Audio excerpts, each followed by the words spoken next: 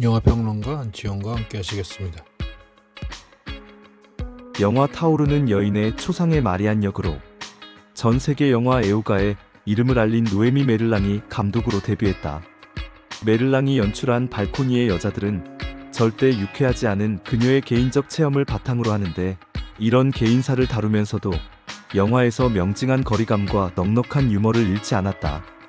이 태도는 비극을 희극으로 전치하는 블랙 코미디를 지향하면서 여성으로서 주체의 문제를 치열하게 파고들되 영화 예술로 승화하려는 깊은 고민의 반영이다. 영화는 세계의 모든 한남에 대한 통렬한 풍자를 통해 유해한 남성성을 조롱하고 전복하는 재미를 선사한다. 한남으로 통칭하는 남성성 자체에서 유해성을 따로 구분할 수 있는지가 의문이긴 하다. 메를랑 감독이 시사했듯 궁극적으로는 인간주의를 지향해야 할 텐데, 그 과정에서 불가피하게 본능에 가까운 적대의 전략이 두드러지는 건 어쩔 수 없어 보인다. 주네의 발코니 대 메를랑의 발코니의 여자들. 발코니의 여자들은 남성성과 권력의 문제에 접근하는 방식에서 장준혜의 희곡 발코니 1956년과 흥미로운 대비를 이룬다. 두 작품에서 모두 거세가 핵심 모티프이자 중요한 의미소로 작동한다. 당연히 다루는 방식이 판이하다. 먼저 제목부터 살펴보자. 프랑스어 제목은 한국어 제목과 동일하게 발코니의 여자들이다. 영어 제목은 더 BALCONETTES다. 이 영어 단어는 프랑스어에서 건너가 발음이 정확하지 않은데 대충 발코네츠로 읽으면 된다. 발코니를 뜻하는 발코네, 프랑스어에서 여성형, 자금, 축소 등을 뜻하는 전미사 ETTES가 붙어서 발코네츠가 됐다. 따라서 작은 발코니를 뜻하거나 여성용 발코니, 여성이 사용하는 발코니, 나아가 여성 자체로 의미가 확대될 수 있다. 여성용 브래지어, 디자인을 뜻하기도 하기에 발코네츠와 발코니의 여자들 사이의 연관성은 직접적이다. 주네의 희곡 발코니가 워낙 유명한 작품인 만큼 메를랑의 발코니의 여자들은 발코니의 대비나 다시 쓰기에 해당한다고 볼 수 있다. 영어 제목 발코네츠를 기준으로 하면 창작자가 주네에서 메를랑으로 바뀌면서 발코니의 성이 남성에서 여성으로 바뀐다. 사실 제목에서 나타난 이 전환이 영화의 고갱이에 해당한다. 메를랑의 발코니의 여자들은 주네의 발코니를 여성 버전으로 확 비틀어 쓴 작품이라고 정의할 수 있다. 따라서 메를랑의 발코니의 여자들의 배면 텍스트가 주네의 발코니라는 사실을 염두에 두고 영화를 보면 더 재미있다. 발코니에는 이 희곡의 핵심 등장인물인 경찰서장이 말미에 스스로 거세하며 죽음을 택하는 장면이 있다. 정신분석학 등에서 말하는 페니스의 팔루스로 전환을 가장 상징적으로 보여주는 장면이다. 자크 라캉 등도 이 장면을 두고 비슷한 해석을 내어놓은 적이 있다. 에크리에서 팔루스는 욕망이 겨누는 그 결핍의 기표이다 라고 한 라캉의 핵심 메시지를 문학에서 가장 뚜렷하게 보여주는 게 이 장면이다. 발코니에서는 페니스를 제거함으로써 팔루스가 부활하며, 그리하여 팔루스는 물론 부활까지 남성성의 완성을 통한 궁극적인 권력의 기표신이 피한가된다. 희곡에서 경찰서장이 위대한 망자를 말한 것이 이 맥락이다. 거세를 통해 페니스는 팔루스가 되고 위대한 남성성에 도달한다는 관점이다. 발코니의 여자들은 남성성의 완성을 완전히 뒤집어 버린다. 철저하게 조롱한다. 영화에서도 거세가 등장한다.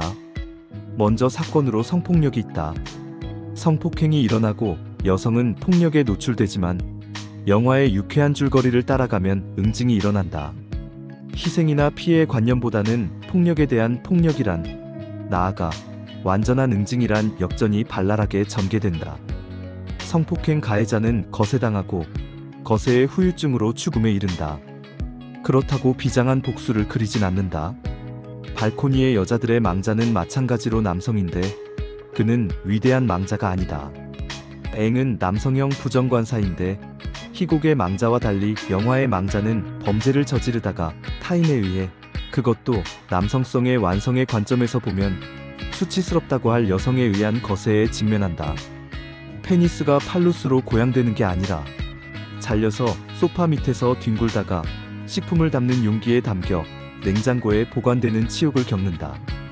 마지막엔 관과 비슷한 망자의 임시처소에서 잘린 남근이 죽은 몸에 다시 꽂힌다. 이 장면은 팔루스로 부활이나 고향이 아니다. 범죄의 처벌이자 벌세우기다. 잘린, 즉 죽은 남근을 벌세우는 것이니 신랄한 해악인 셈이다. 개인적인 것은 정치적인 것. 영화는 한여름 마르세유가 배경이다. 찜통 같은 더위에 미쳐가던 친구 사이인 엘리즈, 노에미 메를랑, 루비, 수에일라 야쿠브, 니콜, 산다 코드레아누는 건너편 발코니의 훈남으로부터 초대를 받아 파티를 즐긴다. 다음날 그가 죽어있는 것을 새 여자가 발견한다. 이제 자연스럽게 시체 은닉, 손괴, 유기가 포복절도할 양상으로 전개된다. 요약하면 성폭행과 저항 과정에서 루비가 강간범을 살해하였고 엘리즈와 니콜은 친구를 지키기 위해 사건을 은폐하여 완전 범죄를 만든다는 내용이다. 성폭행과 자위로서 살인은 루비 얼굴에 범벅이 된 혈흔이란 간접 정황으로 제시된다. 여성의 입을 통해 사건의 핵심을 보여준 데에 감독의 의도가 개입한다. 성폭행의 대상으로 입은 여성의 굴욕이지만 보복으로서 입은 남성의 굴욕이다. 거세된 남성은 앞에서 설명한 모습으로 철저히 조롱당한다. 굴욕이 굴욕으로 갚아지기에 더 굴욕적이다. 그런 과정을 통해 여성의 입은 희생자가 아니라 응징자로, 수동적 존재가 아니라 당당한 주체로서 여성을 말한다. 메를랑 감독의 지극히 개인적인 경험이 영화를 통해 보편적인 여성의 이야기로 확장되는 모습에서 개인적인 것은 정치적이란 말을 떠올리게 한다. 감독은 여기서 머물지 않고 정치적 형상화의 기제로 코미디를 택했다. 웃음은 일종의 방어 기제이자 거리를 두는 전략이라는 메를랑의 언급은 우리에게 예술이 있어 진실로 인한 파멸을 막아준다. 는 프리드리히 니체의 말을 떠올리게 한다. 고통스러운 진실을 외면하지 않지만 예술을 통해 또 유머를 통해 고통에 맞서며 진실을 드러낸다는 얘기단. 강간과 같은 심각한 폭력을 웃음으로 포장한 방법론은 고통에 매몰되지 않고 고통의 경험을 주체성으로 또 보편성으로 재구성하려는 시도일 텐데, 다만 이러한 방법론은 당사자성이란 전제하에서 용인될 수 있지 싶다. 인간 역사의 성담론은 남성 중심의 권력관계 속에서 발화했으며 이것은 여성의 몸과 정신에 대한 지배로 이어졌다. 남성적 시선, 대상화한 여성, 신비로운 여성 같은 코드들을 가지고 놀고 싶었다는 메를랑 감독의 언급은 이 권력과 지배의 균열을 만들려는 전략이다. 전통적인 내러티브 장치들, 이를테면 갈등 유발 중심의 구성은 피하고자 했으며 이 영화는 그런 서사를 일부러 비틀어 보려는 시도라는 언급 역시 같은 맥락에 위치한다. 여성의 경험과 감정을 중심으로 이야기를 전개하면서 특히 강간 등 성폭력 묘사를 보여주지 않음으로써 믿게 하고 증언 자체를 진실로 만든 것. 나아가 강간범의 자복을 첨부한 것은 기존 지식권력 관계에 대한 도전이다. 영화는 부부 강간처럼 드물게 다뤄지고 논의가 사회적으로 은폐되거나 축소된 특정 유형의 폭력에 대해서도 까발리고 진실을 드러낸다. 전체적으로 경험과 증언을 진실의 중심에 위치함으로써 여성의 주체를 새로운 방법으로 건축한다. 한남은 이제 외롭지 않다. 발코니의 여자들은 한국에서 흔히 한남으로 지칭되는 여성성과 관련하여 유해한 남성성의 보편적 특성을 날카롭게 풍자하며 웃음을 끌어낸다.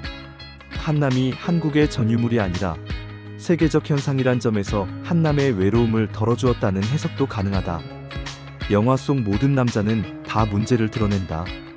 이 연출을 남성 혐오로 받아들여서는 안 된다. 특정 남성을 괴물로 낙인 찍는 데에 연출 의도가 있지 않다는 뜻이다. 가부장제 사회에서 만연한 유해한 남성성이 개별 남성의 문제가 아니라 권력 구조 자체의 문제임을 비판하려는 의도이다.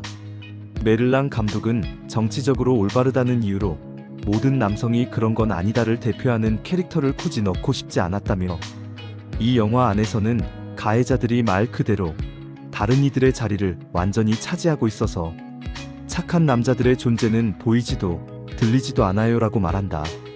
이어진 감독의 말은 여러모로 시사적이다. 그들은 어디 있을까요? 아마도 제가 관객에게 던지고 싶은 질문이 그거예요.